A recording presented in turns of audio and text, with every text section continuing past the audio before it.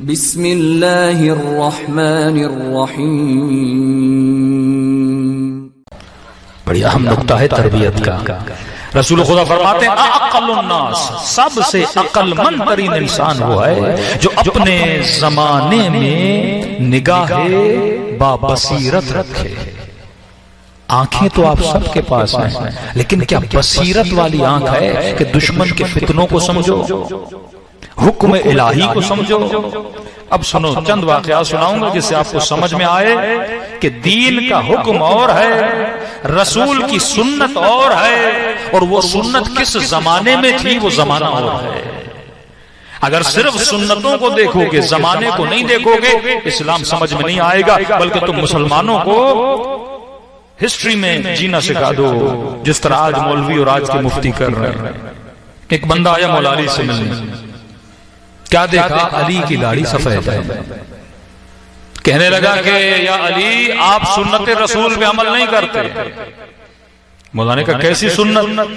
کہ رسول خدا کا فرمان تھا اپنی داڑھیوں کو خضاب کرو اور اپنی شکلیں یہودیوں جیسی نہ بناؤ۔ مولا مسکرائے، فرمایا ہاں میرے حبیب نے یہ کہا تھا، لیکن وہ زمانہ اور تھا، یہ زمانہ اور ہے۔ زمانے کو سمجھنے کی کوشش کریں، جو کہا تھا اس زمانے کے لیے تھا، علی کا زمانہ اور ہے۔ کہ کیا مطلب علی؟ فرمایا رسول نے کہا اپنی داڑھیوں کو خضاب کرو، اپنی شکل یہودیوں جیسی نہ بناؤ، کیونکہ یہودیوں کی داڑیاں سفید ہوتی تھیں۔ اس زمانے میں یہودی زیادہ تھے، مسلمان کم تھے۔ کہا تیری داڑھی میں اور یہودی کی داڑھی میں فرق ہو تاکہ تو چلے، پتا چلے یہ مسلمان جا رہا ہے، تبھی کا داڑھیوں کو خضاب کرو۔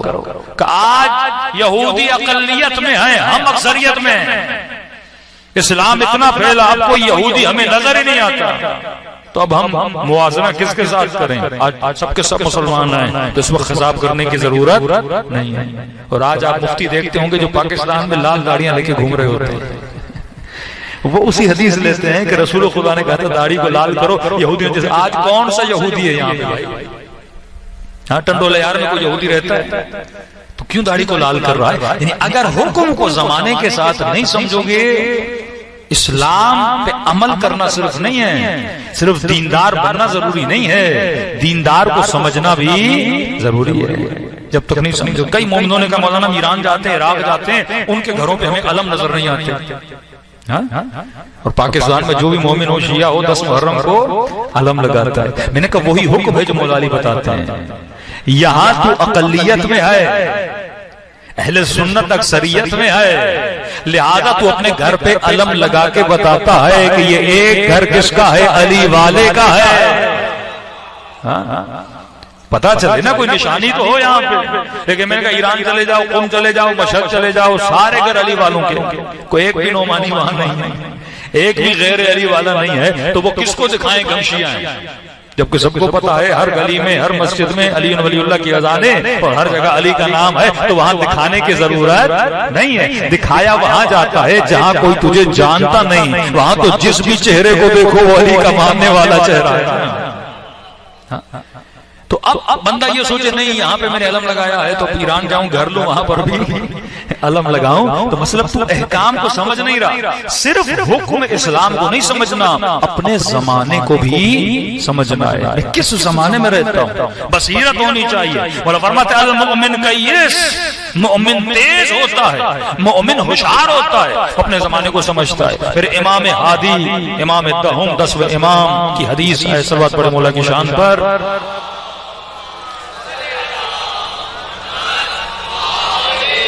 دیکھیں یہ مطالب اہل بیت بتاتے ہیں۔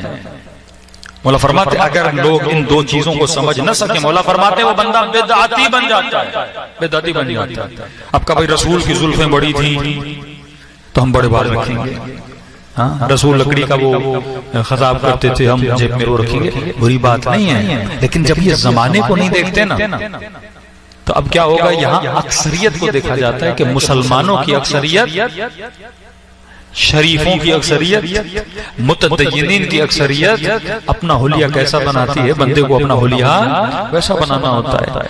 حکم زمانے کے اعتبار سے ہوتا ہے، تو زمانے کو پرکھو، زمانے کو دیکھو۔ اسلام حکم کلی دیتا ہے، اسلام نے یہ کبھی نہیں کہا بال اتنے رکھو یا نہ رکھو، اسلام میں کلی حکم دیتا ہے۔ لباس کے اعتبار سے بھی کلی حکم ہے، یہ نہیں کہ تو دشتاشا پہنو یا شلوار قمیض پہنو، اسلام کا کلی حکم ہے وہ لباس پہنو جس میں حیا ہو۔ اب مصداق تو نے ڈھونڈنا کہ کس لباس میں حیا ہے، کس لباس میں بے حیائی ہے۔ اب مولا یہ تو نہیں بتائیں گے جینز پہننا جائز ہے یا ناجائز ہے، یہ تو نہیں بتائیں گے شرٹ پہننا جائز ہے یا ناجائز ہے، وہ حکم کلی دیتے ہیں بھائی وہ کپڑے پہنو جس میں حیا ہو۔ اب تو جا کے ڈھونڈ کہ حیا کس میں ہے اور بے حیائی کس کے اندر ہے۔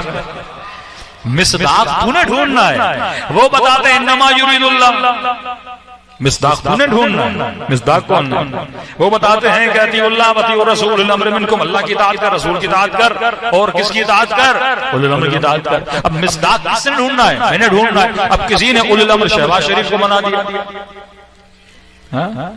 اب مصداق آپ نے ڈھونڈنا ہے نا کہ بھائی اولی الامر کون ہے۔ قرآن اصول دیتا ہے، تجھے مصداق ڈھونڈنا ہوتا ہے۔ رسول فرمان دیتے ہیں، تجھے زمانے کو پہچان کر ویسے حکم کو بیان کرنا ہوتا ہے۔ مولا سے امام عادی فرماتے ہیں کہ اگر کسی زمانے میں جور یعنی ظلم پر عدالت حاکم ہو جائے، مطلب تم کسی ایسے ملک میں رہتے ہو، اب وہ کافر ملک ہے مسلم وہ بات نہیں ہو رہی، لیکن اس ملک میں عدالت ہے، مطلب انصاف ہے، مطلب کوئی گناہ کرے اسے سزا ملتی ہے، کوئی چوری کرے اسے سزا ملتی ہے۔ فرمایا ایسی سوسائٹی میں، ایسے ماحول میں بدگمانی کرنا حرام ہے۔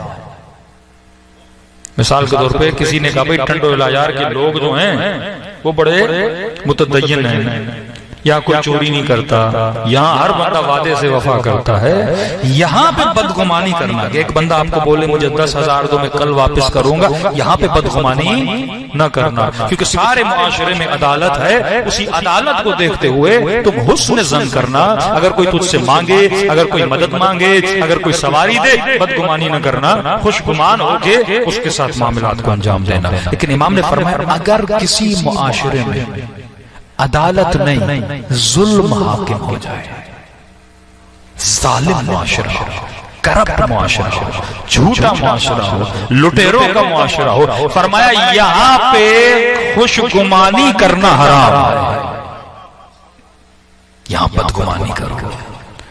یہاں پہ یہ نہیں کہ بندہ تم سے مدد مانگے فوراً اسے گاڑی میں بٹھا دو، یہ بالکل ایسے ہے کہ تفتان سے کوئٹہ سے تفتان جاؤ، وہ سارے مسلمان ہیں الحمدللہ، بھائی بھائی ہیں، وہاں پہ تجھے خوش گمانی نہیں کرنی، جہاں ظلم ہوتا ہے وہاں پہ تجھے کیا کرنی ہے؟ بدگمانی کرنی ہے۔ وہاں کسی کو گاڑی میں بھی نہیں بٹھانا، شاید وہ تمہارا گلا کاٹ دے، شاید وہ تمہیں لوٹ دے۔ تو مولا فرماتے ہیں اگر زمانے کو پہچانو گے تو دینی احکام کو بھی پہچانو گے، اگر زمانے کو نہیں پہچانو گے دین کے احکام کو بھی نہیں پہچان پاؤ گے۔ ایک بندہ امام حسن سے ملا، یہ واقعات کئی ہیں معصومین کے لباس کے حوالے سے، چھٹے امام کی خدمت میں آیا، یہی واقعہ 8ویں امام کی خدمت میں ہے۔ کیا دیکھا؟ چھٹے امام جعفر صادق نے ایک سفید لباس پہنا ہوا ہے، لباس وہ سفید کہ وہ جیسے امام کو دیکھتا ہے وہ کہتا ہے مولا آپ نے ایسا لباس پہنا ہے جو انڈے کی کھال سے بھی نازک ہے، یعنی باریک لباس تھا، جیسے نرم لباس ہوتا ہے نا،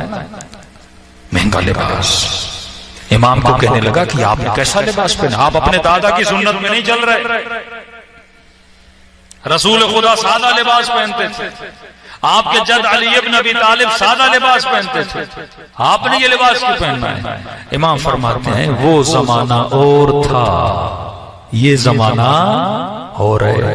اب سادہ سا مومن کوئی کتاب پڑھ لے کہ مولا علی پھٹی ہوتے تھے، کل وہ پھٹے ہوئے جوتے پہن کے روڈ پہ چلے، اب کہیں میں کس کی سنت میں عمل کر رہا ہوں؟ مولا علی کی سنت میں عمل کر رہا ہوں۔ مولا فرماتے ہیں وہ زمانہ اور تھا، یہ زمانہ اور ہے۔ بابا علی جس زمانے میں رہتے تھے وہ فقیروں کا معاشرہ تھا، فقر بہت زیادہ تھا، اس زمانے میں اچھا لباس پہنا فقیر کے دل کے توڑنے کے برابر تھا۔ اور امام حاکم تھے، حاکم وہی لباس پہنتا ہے جو رعیت کا لباس ہوتا ہے۔ فرما میں جس زمانے میں رہتا ہوں الحمدللہ لوگ اچھا کھاتے پیتے ہیں، لوگ اچھی چیزیں پہنتے ہیں، تو امام نے فرمایا اگر فقیر معاشرہ ہو تو فقیروں کے ساتھ فقیر بن کے چلا کرو، لیکن فرمایا اگر لوگوں کے حالات اچھے ہو جائیں تو مولا فرماتے ہیں دنیا کی نعمتوں سے فائدہ لینا یہ نعمت اللہ نے رکھی ہی مومن کے لیے ہے۔